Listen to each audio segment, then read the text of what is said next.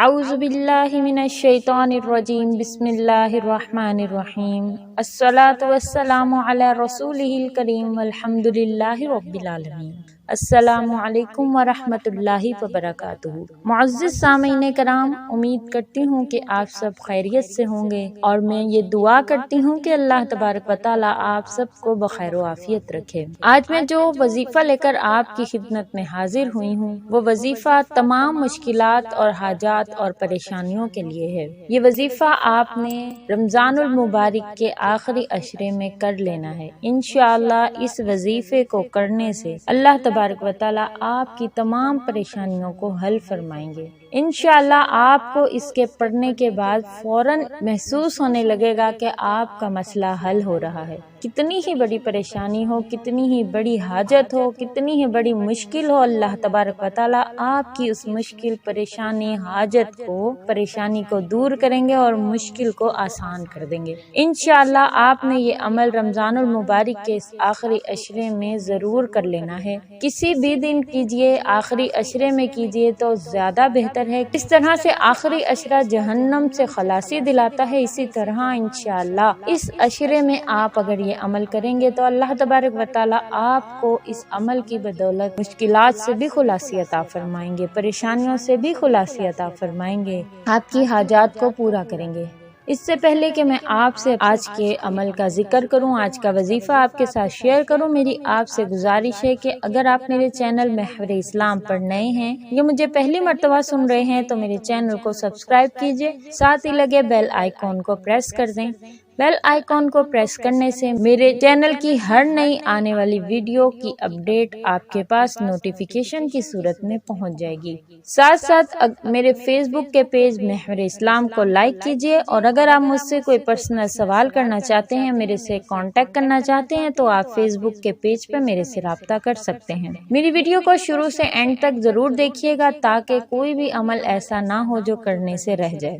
انشاءاللہ امید کرتی ہوں آپ کو آج کا وظیفہ بہت ہی زیادہ فائدہ دے گا، بہت ہی زیادہ اچھا لگے گا۔ دوسروں کے ساتھ بھی اس کو ضرور شیئر کیجیے گا تاکہ اچھی بات دوسروں تک بھی پہنچے اور یہ عمل دوسرے لوگ بھی رمضان المبارک میں کر سکیں۔ آج کا میرا وظیفہ قرآن مجید کے 30ویں پارے کی آیت سورۃ انفطار کے متعلق ہے۔ سورۃ انفطار جو ہے اس کو آپ نے 70 مرتبہ پڑھنا ہے۔ کسی بھی وقت اس وظیفے کو آپ کر سکتے ہیں۔ اس وظیفے کو کرنے کے لیے کوئی بھی وقت مخصوص نہیں ہے، کسی بھی وقت آپ یہ وظیفہ کر سکتے ہیں، چاہے دن میں کیجیے، چاہے رات میں کیجیے، تہجد کے وقت کیجیے۔ اتنا زیادہ آپ اس وظیفے کو توجہ اور دھیان کے ساتھ کریں گے اتنا زیادہ آپ کو فائدہ ہوگا۔ اس وظیفے کو کرنے کے لیے آپ نے سب سے پہلے وضو کر لینا ہے۔ اچھے طریقے سے وضو کیجیے، 2 رکعت نماز حاجت ادا کیجیے۔ قرآن کریم میں اللہ تبارک و تعالیٰ کا ارشاد ہے وَاسْتَعِینُوا بِالصَّبْرِ وَالصَّلَاةِ، کہ اللہ تبارک و تعالیٰ سے مانگو صبر کے ساتھ اور نماز کے ساتھ۔ اللہ تبارک و تعالیٰ نے قرآن مجید میں مشکلات اور حاجات کا حل بتایا ہے کہ اگر تم اللہ سے کچھ مانگنا چاہتے ہو تو تم صبر کرو اور تم نماز ادا کرو۔ لیکن جو نماز ہے یہ بھاری ہوتی ہے، ان لوگوں پر بھاری نہیں ہے جو کہ اللہ تبارک و تعالیٰ سے ڈرنے والے ہیں، اللہ کی طرف رجوع کرنے والے ہیں، اس کی طرف متوجہ ہونے والے ہیں، خشوع و خضوع کرنے والے ہیں، عاجزی کا اظہار کرتے ہیں کہ یا اللہ بے شک ہمیں جو پریشانی پیش آ گئی ہے، یا اللہ اس کو حل کرنے والی صرف تیری ہی ذات ہے۔ اس بات کو ذہن میں رکھنا ہے آپ نے، اللہ کے کلام کو پڑھتے ہوئے آپ نے اس بات کو ذہن میں رکھنا ہے کہ جو کچھ بھی میرے ساتھ مشکل پریشانی مسئلہ آ گیا ہے، انشاءاللہ اس کا حل صرف اللہ کی ذات کے پاس ہے۔ مجھے اس پریشانیوں سے نکالنے والی ذات صرف اللہ ہی کی ذات ہے۔ ہم انسان، ہم عام مخلوق صرف اس بات کی متحمل نہیں ہے کہ ہم پر مشکلات اور پریشانیاں آئیں۔ اتنے انبیاء کرام گزر چکے ہیں، ان سب پر مشکلات اور پریشانیاں آئی ہیں، ان سب نے اس کا صبر کے ساتھ اس کا سامنا کیا، نمازوں کے ساتھ، اللہ کی طرف رجوع کے ساتھ اس کا سامنا کیا۔ کہ انبیاء علیہ السلام کی بڑی تعداد نے اپنی زندگی میں مختلف طریقے کی پریشانیاں اور مشکلات کو صبر کے ساتھ برداشت کیا ہے۔ حضرت نوح علیہ السلام کو 950 سال تک اپنی بستی والوں کی طرف سے ظلم و ستم، عداوت، دشمنی اس کا سامنا رہا، حضرت ابراہیم علیہ السلام کو دیکھ لیں، بستی والوں کی شقاوت کا سہنا پڑا، بستی والوں نے ان کے ساتھ شدید قسم کی دشمنی کی، بادشاہ وقت نے بھی آپ سے دشمنی کا اظہار کیا اور حضرت ابراہیم علیہ السلام کو توحید باری تعالیٰ کی وجہ سے جلتی ہوئی آگ میں ڈال دیا۔ اللہ تبارک و تعالیٰ نے آپ علیہ السلام کو محفوظ اور مامون فرما لیا۔ کیوں؟ کیونکہ آپ کو اللہ تبارک و تعالیٰ کی ذات پر پورا ایمان تھا کہ اللہ تعالیٰ آپ کو اس مشکل کے وقت سے نکال دے گا۔ آگ میں ڈالنا کوئی چھوٹی بات نہیں ہوتی۔ حضرت موسیٰ علیہ السلام کو دیکھ لیجئے، حضرت موسیٰ علیہ السلام کو بھی اللہ تبارک و تعالیٰ کی توحید کی وجہ سے بہت سی مصیبتوں کو سہنا پڑا۔ آپ نے اللہ تبارک و تعالیٰ کے ساتھ اپنی وابستگی کا اظہار کیا، اپنی عاجزی کا اظہار کیا، خشوع اور خضوع کا اظہار کیا، اللہ کے سامنے اپنی پستی اور ذلت کا اظہار کیا۔ حضرت عیسیٰ علیہ السلام کو بھی بستی والوں کی مخالفت سہنا پڑی تھی۔